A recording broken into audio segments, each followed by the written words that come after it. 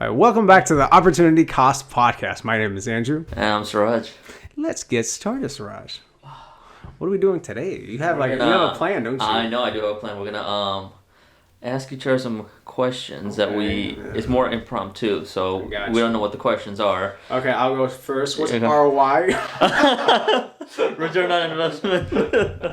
So the question kind of geared towards kind of the economics of what's going on in the country. Okay. Some business ideas. So just our take on the situation. Our take of what's going on, and then maybe we can give the audience some good tips, because sometimes I get questions like, hey, where should I market if I want to do this? Or hey, what should I do here? So we'll kind of give people a little bit of our expertise. Cool. Love it.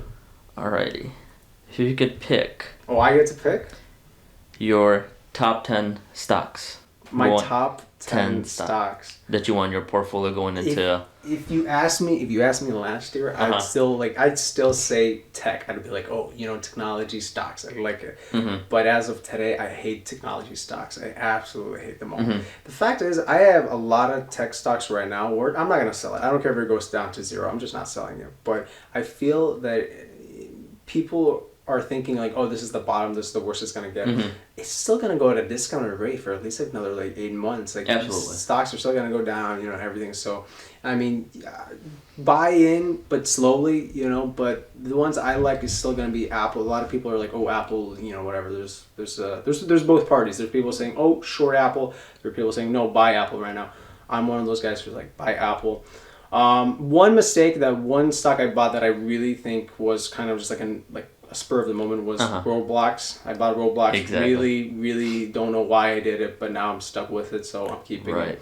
But realistically, I'd focus on any dividend stocks, any good dividend stocks. Really focus on that. But that's that. I'm not gonna say specific stocks, but basically stocks that provide a dividend, or if they have some sort of potential to grow in the future, in terms of some sort of good technology, not just random like Snapchat. Like Snapchat is a garbage stock. I really, really hate Snapchat. Because after their earnings, last quarter, whatnot, they. Not only that, like even this quarter, like they're like CEOs like, oh, we're gonna have a terrible quarter. Like it went from like 14 to 7 just right after he said that. Mm-hmm. And by the way, the reason a lot of the tech stocks are down right now is because of Snapchat. So I really don't like. I've never liked Snapchat, but now I just hate it. So everything but Snapchat is what I'm saying. Right. Things like like Home Depot, Disney. Yeah. So Tesla. Exactly. Snap-on, I like Snap-on. I always invest every so often. Like I never go wrong with Snap-on. So that's one I like. Stay away from Alibaba. I really. Anything from that part of the world. Man, like you get you either make a lot of money really quickly or you lose a lot of money really quickly with those stocks. So. Just stick with what you know. Stick with like mostly American companies that you know where they are, you know what they're doing, you know like who's running them. Otherwise, you don't know what's going on. The more global they get, the more like you don't. You have to really do your research. So. Right. See, I've been listening to Jim Cramer. Oh yeah. His podcast every single day. So he was talking about some companies trade 30 to 40 times their earnings. Exactly. And it's ridiculous because you're only earning so much. That's what I'm saying. You have to pick companies that have an actual product they're selling. Like tech stocks only are valuable if their technology is like the only one they're doing. Like if it's only like Google, let's say. But even Google, like I don't even like Google right now because Alphabet and everything, like earnings wise and margins and everything. They're not as good as they used to be. They are supposed to have a 20-to-1 split. Them and Amazon. So I don't know. It's tempting when there's that $120 versus almost $2,000. Yeah, so. Yeah. Now, speaking of all those stocks, what do you think is going to happen with Elon Musk trying to buy Twitter? Do you think he's actually going to buy it or not? That's the other thing. There's so much controversy with that. It's ridiculous. Yeah. I when he said he's going to buy it, I was like, is he really going to do that? And now he's like, oh, there's a lot of spam bots, whatever. Mm-hmm. I don't know if he's trying to get out of it or if he's trying to discount it. I don't know. But I've never liked Twitter, but I really want to see where that goes. Twitter stock is Twitter. Yeah, Twitter as a company like investment. I don't see it. But But him trying to buy it, I kind of like that. I kind of like if he bought it, I'd probably invest in Twitter. Is what I'm saying. So. Oh, absolutely. But right now he's going towards all his workers like, hey, you can't. Oh work yeah, from right home. now. You just can't work from home. It's now, what do you ridiculous. think? Now, I've heard a lot of theories on that. Do you think he's only doing that because he actually wants people to go back to work, or and this is the conspiracy I've heard that he wants to do layoffs, but if people quit, I've heard. then he doesn't have to pay them out. Because he wants to lay off, I think, like 10% of his workforce. If I'm not mistaken. That, yeah. So it might be a smart reason. Like, hey, you guys need to come to work. You don't want to come? Yeah. Cool. Yeah. So it's not here nor there. Okay, let me ask you a question now. If you had to pick right now for that, for everybody who's listening, what is a good side hustle? Like something extra you would do to get some extra money? Because money's tight right now. So what would you recommend? It depends. Are you trying to make Are you trying to replace like a regular 9-to-5 job? You want something quick? Let's say you have an extra 10 hours a week. Where would you be putting it? 10 hours a week. I know things like DoorDashing, Uber Eats. It kind of comes and goes. Like, there are hot days where you're like, hey, if it's a weekend, some people can make $100, $200. Yeah, especially if you live in a good, like, Chicago or, New York, whatever, where there's a lot, Right. Business, yeah. And then there's things like, hey, if you, like, in the long haul, like, there's some people that go garage selling. And, sometimes you get a box of stuff and you go through it and you end up finding a gold mine. Like, hey, I spent $20-$40 here, but I end up making $500-$600. So if you want, like, quick cash, things like, hey, that Uber Eats, driving around, things like that. If you want to kind of like wait it off where you're kind of trying to build to something, you can always go, hey, I'm going to go garage selling. Or some people flip stuff like flipping couches, flipping this, doing that. So it kind of depends what your goals are. Some people are like crazy, like, hey, I want to do this, and this, and they will make, Yeah. It just depends how in you want to get into it, yeah. I actually you brought it up a little bit, but I really think reselling is really awesome. Oh, absolutely. I've been doing it for a while, like not like full time, but like I like doing it on the side, and I would never stop. You will always find something. If you have a good eye, you'll always find something to resell to someone. And sometimes, it's like, $5 profit, not too bad. Sometimes it's $500 profit. So, exactly. It's always a fun little side thing to be doing. So I agree. Yeah, I like that one. And I know some people are all into that like real estate wholesaling when they drive around. And I don't know that. Yeah, that's all you. I have never. Yeah. It's one of those like, hey, you can either make it or not make it. It's kind of like you're inserting yourself in between two parties. Also, I feel like sometimes people get started in one of those, like real estate, ideas, and then like, oh, this is too hard for me. I'm gonna switch to rentals, and then I'm gonna switch to wholesaling, and then I'm gonna it's like pick one and stick to it. Exactly. Get really good at one of them. Right. So I mean, there's tons of like now in 2020, there's tons of options. You got to kind of pick what you like, what kind of fits with your schedule and whatnot. Gotcha. Sometimes see if you can like if you have like a solid 9-to-5 job, see if you can get like a raise, or if you can do like some people like working overtime like in the mills and whatnot. They're like, hey, I make $50 an hour. Forget it. I'll just come in for an extra 8 hours and make $400. So it all kind of depends on what they're Sure. Yeah. That's right. Yeah. Oh, what do you got? You got another one? Ooh, so what do you think the Bitcoin's price is going to be by the end of the year? With inflation and everything going on in the economy right now? I honestly, my only concern with any crypto right now is regulation as far as, whether the price is going to... Because we know that a lot of the coins have basically dropped to nothing at this point, Luna being the prime example of that. But cryptocurrency right now is in this position where a lot of people are having their stuff stolen, okay? And the point of cryptocurrency is it's anonymous. You don't know who owns what. It's all deregulated. It's basically the people's money, right? But a lot of people are basically really upset because I got hacked, or I lost my money in this like Ponzi scheme, and now they're like, this needs to be regulated. If it becomes regulated, what's the point of crypto? What is the point of cryptocurrency at that point? Why do I care that I have Bitcoin if it's the same regulation than the dollar? If the dollar's being regulated and that's being what's the difference? So my thing is, it really depends on what lawmakers decide to do with cryptocurrency. Because if they decide to basically do nothing as it should be, then I think within the next maybe 5 years, cryptocurrency, especially Bitcoin, is going to skyrocket back to where it was, and then 10 times more. I honestly think it could go up to like $500,000, okay, in like 5 to 10 years. But if you start getting regulation, it's worthless. I think it's going to drop to nothing. So that's. I mean, do you think regulations are coming sooner than later? I feel like someone is like someone's doing something. You know, I definitely think someone's trying to do something. I don't want to get into the conspiracies of cryptocurrency, but there is a good reason to have cryptocurrencies, especially if you're doing like, let's say like sales, like house sales and stuff. Like, you know, having like a deed wouldn't be a bad idea to have that as an NFT. However, if we're talking about just like stupid JPEGs, whatever, being NFTs and being worth $500,000, that, you know, that's worthless and that's gonna drop to zero. So, Bitcoin, I feel, is one of those legacy coins where it's gonna stay. Everything else that basically is like Hex. Hex, I feel, is gonna drop to nothing. I feel like Litecoin, Cardano, all those are gonna drop to nothing. I don't feel like they're gonna. 99% of those coins are not gonna hold up. Bitcoin, I feel, is going to hold up. Whether it's going to go up or down in price in the next year, I'm not sure. Next 5 to 10 years, depending on regulation, it's going to definitely go up. Is my take on that. So we're over 30,000 or under 30,000 within next year. What's that right now? 20. It might be a little over 30. It might be over. It keeps on going up and down. I haven't checked in a while, but I'd say it's gonna basically stay the same within for the next year. Okay, so I'm not saying it's gonna go over 50. Definitely not over 50. I definitely don't feel like it's gonna drop. A lot of people are saying it's gonna drop down to like 8,000. I've heard that rumor. I'm not there yet. I think it might go down, but I'm gonna say in the 20 to 30 mark, basically where it is right now, and it's gonna stay for the next year. I'm not seeing any real movement volatility wise. So that's basically, depending, again, it also depends on the miners, depending on what miners do globally. So that also, because, you know, China, most of the miners are either in Russia or in China.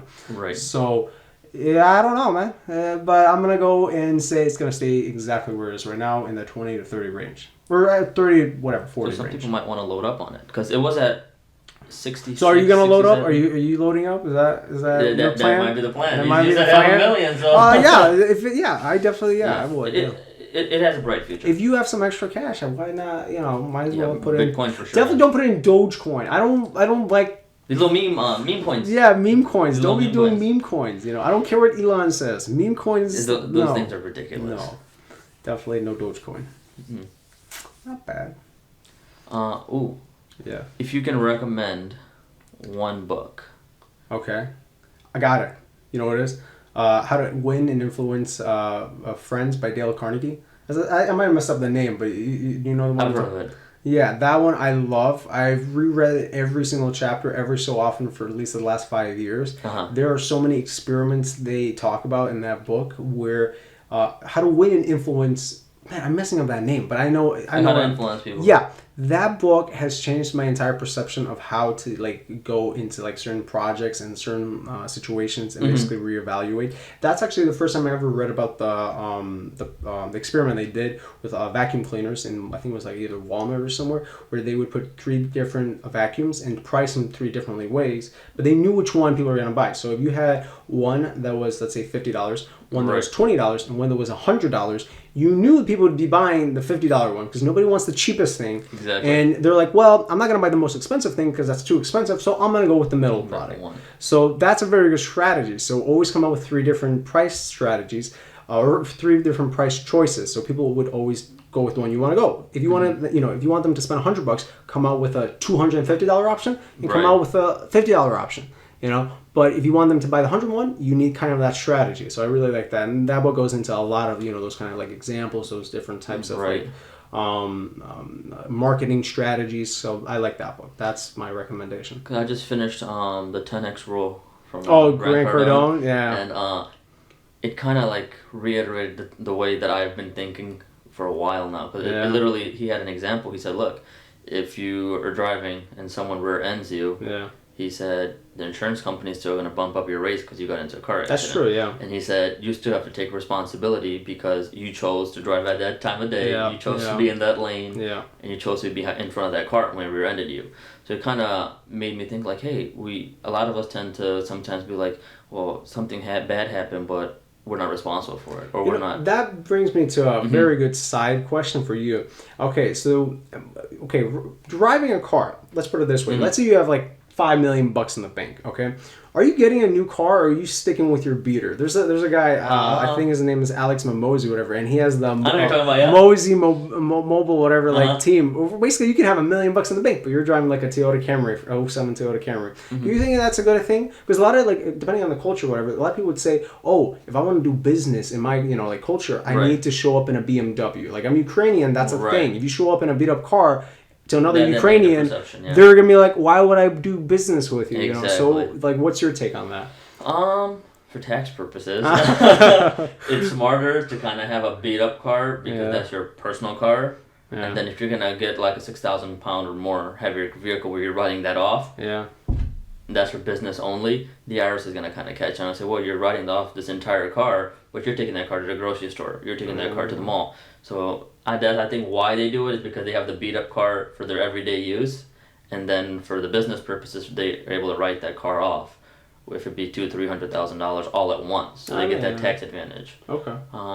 Me personally, I'm not into all of those like luxury items yet. Yeah. I mean, obviously one day Neither am I. I'm not like, I'm not going out there like... like when you have your stuff together really well and you don't have to worry about money at all, then you can go get things like that. But for tax purposes, I think that's... Because a lot of people do that. Yeah, I like cars. I sell car parts, but like for me to go out and buy like a $60,000 car, like if I wanted to buy a Bronco, like I'll look at pictures, I'll even test drive, but I'm not buying a $60,000 car. I have a work car that literally cost me like $800. $800 is my work car. Okay, I drive that thing. I fill it up twice a week, or once every 2 weeks is what I'm trying to say, and it gets me from point A to point B. What's the problem? Obviously, if I have to go and if I had to go sell stuff, whatever, I guess appearance is a little bit more. If you're a real estate person and you're trying to sell luxury real estate and you show up in a $800 beat up car, like I understand. I understand why you need. Yeah, I understand why you need a better car, but I don't believe that you need to buy a $50,000, $60,000, $1,000. And it's tempting though, because every time I log into my Chase app, at the bottom it says you're approved for $55,000 auto loan. I'm like, no, I don't need that. I don't need that. Yeah. Shoot some questions. You want another one? I got this one. What do you think about people who get into like luxury watches and stuff as investments? Like, people buy Rolexes, and not because like, oh, it looks nice, let me wear it, but because they're like, this is a better investment than buying a car, or a better investment than buying a house, because they go up in price, especially like some of the more like limited release watches. Are you into watches? No, not really. Yeah, okay. But there is like a hidden little market for it, and people do it. I think it's a little bit less than when people flip shoes, because there's people that will buy like a bunch of like temporary, like, hey, just a new Jordan release, it's only going to be on the market for so long, get your hands on it. Yeah. But the luxury watch market, it is, from what I've heard, it's pretty lucrative. I've been trying to get into it, and I don't know too much about watches, but I think I'm gonna start on a lower like spectrum of like Casio watches and stuff like that kind of have like kind of a long-term legacy following that a lot of people just like, because there's a lot of different like watch brands that they're popping right now, but they're newer, they're like 5 years old, and I don't really know if they're gonna go up in value in the next 20 years. Obviously, I don't have enough money to be spending just randomly on Rolexes. I'm not doing that. I'm not buying a $10,000 watch. So, but no, I like watches. It depends, like kind of like what area you're in. You know what I mean? Like if you're living in like farmland area where you have just like acres of land, are you really gonna find customers for it? Whereas if you're like in LA, New York, Vegas and whatnot, so you kind of have to like surround yourself with that market, because it's a tough sell. You know what I mean? How many people literally go out there and say, hey, I'm gonna buy a luxury watch today? Right. So if you're like, you have to kind of like position yourself in a proper market. But I've heard it's really lucrative. No, I think I've never thought about it, but I think you really need to put your money somewhere in a safe investment, like luxury watches, and there's other venues, but like luxury watches. They are really stable. Some of them do not drop in price. It does not really matter what economically is happening. They hold their value. So, definitely better than buying a $50,000 car. If it's between buying a $50,000 watch and a $50,000 car, as crazy as it sounds, you probably are better off buying a $50,000 watch. So, why? Because then it'll lose its value. Yeah, it holds its value. So there you go. There are certain cars that hold their value, but it's very like you have to pick them correctly. Like I know some of the older Jeeps, they hold their value. The Toyota FJ Cruiser holds most of its value. So there are certain cars, but especially if you go into more of the Porsche and the more, like luxury cars. Mm-hmm. But, again, like, no. For the most part, don't be buying cars for value, Oh no, it's like the second you drive it off the lot, it starts decreasing in Yeah, value. most of those That is $20,000 to $30,000 cars immediately drop in value. Especially if you buy BMWs and stuff for like luxury. The very next year, they come up with a new one that's more luxury. Then your luxury car is no longer luxury; it's obsolete. So why would you spend? You hear that, guys? BMW drivers. They're gonna They're I don't gonna like know BMW. Yeah, I'd probably buy one, but just as a joke. I wouldn't take it seriously. BMW drivers. I don't respect you. I don't respect BMW drivers. Mm-mm. You're gonna get some really bad comments at the bottom. All the Ukrainians are just like, oh fuck, what are you talking about? No, but back to those watches. Do they Yeah. have like a kind of like a eBay style database or where you can track how? You know what's crazy? They do have that for shoes. Like if you have like certain You shoes, track prices, yeah, that you demand. can do. Watches, like the eBay sells a lot of those watches. Like there's a lot of like people reselling like luxury watches on eBay, but I wouldn't really recommend eBay for watches. As crazy as it is, depending on your price. Like obviously, if you're like between let's say 200 to like 20,000, like okay maybe. But if you get more expensive, like I wouldn't. Not even 20,000. What am I saying? Like 200 to like 2,000. Okay, Right. That's the price range for watches on eBay. Anything more than that, I wouldn't do on eBay. Like, there's a lot of like private collectors and different websites where you can really like, resell, buy watches. But eBay is good for like 200 to 2,000, dollar range. But the shoes can go way higher than that. I've seen shoes being sold. Again, I'm not a shoe person, so I can't Right. talk like. Now, is that. there a website or anything where people like can go and kind of like track the prices on these watches? Oh, you mean like was it going up in value or down in value? Yeah. That no, I mean that's the Or is same. there something out there? It's basically you have to do your comps. So it basically you have to take a look at what they've been selling in the last like 6 months. So Right. so that doesn't I don't know if there's a website, maybe there is, but usually you kind of have to look at what they've sold in the last 6 months. If you see someone buying a watch for like $60,000 and you have that watch, guess what? You basically probably have around it's about $60,000. $60,000. Yeah, so yeah, that's Yeah, what that is.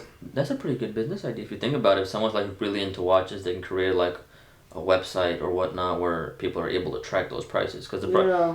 there's not much data other than you kind of having to do like the footwork It's really for it. it's really like like even with stocks, it's really like dependent on what people are buying and selling and what are your Exactly. data points. And with watches and cars and all of that, it's not that kind of time frame. It's kind of more spread out. So Right. I don't know how you would do it, but if someone could like tell me like, hey, my watch is worth more today than it was yesterday, then that'd be pretty cool. I like that. That's a pretty But good idea. yeah, no, I like watches in general, but I've been trying to get into it for a while. But I just again, it's one of those things you have to do research. You have to know what you're buying. Right. But that stuff it sounds fun. Yeah, I guess it's better than wasting what are you your doing? money Going on. watch Yeah, shopping? exactly. Yeah, so Now keeping up to the marketing thing, what in your opinion do you think is the next, I guess, Facebook when it comes to marketing? What a social media platform? Facebook's pretty big even right now. It's just like I've the heard Western some people market. are switching over Yeah, from Facebook. so Western markets like America, Canada, like we're not on Facebook no more. Like Facebook for us isn't a thing. But older demographics, developing like countries like Europe, whatever. There's a lot of people still on Facebook. There's a lot of people who are just being introduced to Facebook. So Facebook for them is a pretty like pop in place. A lot of people still use Facebook. But for us, like let's say like more like first generation, like we're already done with Facebook and we're already done with Instagram and like TikTok right now I would say is the number one platform that people are interacting with. And if you're doing some sort of like drop shipping, if you're doing some sort of like sales, any sales really, any e-commerce, then I'd say TikTok right now. But TikTok, like the way, so it really depends on what your brand is, what you're selling. If it's something, you're a drop shipper or whatever, then just you're going with whatever's popping right now, so TikTok. But if you're just a brand that you're trying to grow, it really doesn't matter. I'm gonna go with the Cardone way. It's like everything, do everything, be on everything.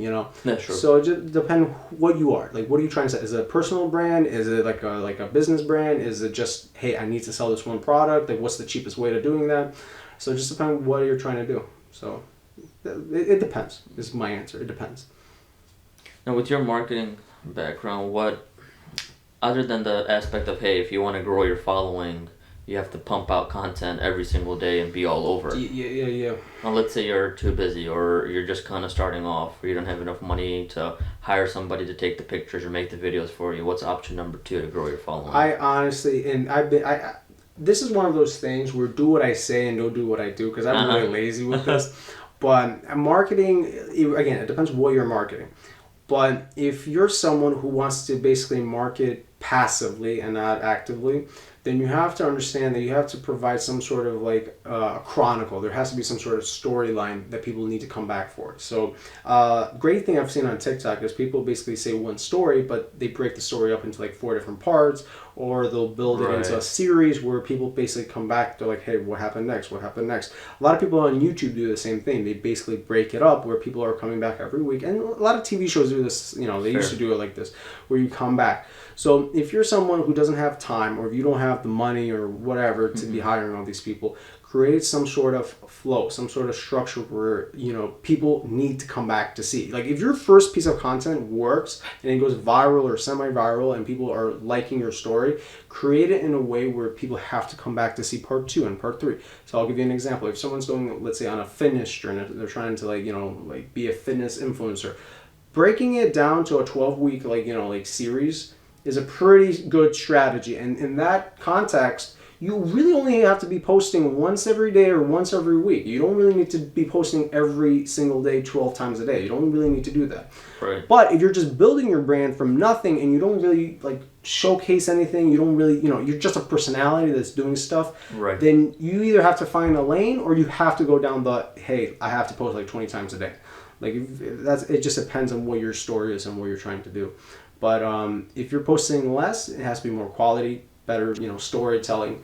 But if you're posting more, you can get away with a little bit of more garbage. So just, you know. Because that's tough sometimes, because, you know, everyone, you all open up all your social media accounts and it's like, wow. There's programs, there's software that help you, you know, like organize all of that. But you have to be on top of that. If you can't hire people to do it, then you have to do it yourself. You don't have the luxury of just like just BSing it. Like if you're someone who really wants to grow a page, you really have to plan it out. There's no real way around it. There's no cheat codes. It's the same way if you want to build a, you know, muscle. You have to work at it. There's no you know, way to get around. And especially right now, everybody tries to be an influencer. Everybody's trying to do, you know, like this and that. So if you're not really planning ahead, you're not getting ahead. That's my mentality. You have to plan. Or you can just buy followers. You can do that. You can buy. Or if you have a huge budget, that it's easier. It saves you a lot of time. I don't know how that works. Well, wait a minute. Let me ask you this: why aren't you building your personal brand out? We're it's kind of like in the making, because we're trying to figure out like if we want to do more videos, more if you wanted to make it more educational or more fun. Because with the real estate, you can either kind of be like, hey, here's before, here's after, and people are like, oh. Let me ask you a question.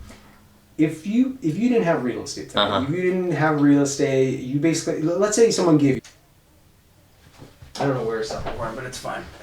Anyway, as I was saying, I don't know exactly what I would do if I had to start from $5,000, but I mean, if I had to pick just like a random, like left field, like something crazy, I'd probably go with like just like a coffee, like store, like hey, here's some coffee. Like that, I drink so much coffee, and I've gotten like so bad at having a coffee addiction where I would just probably just go. What's your favorite brand of coffee?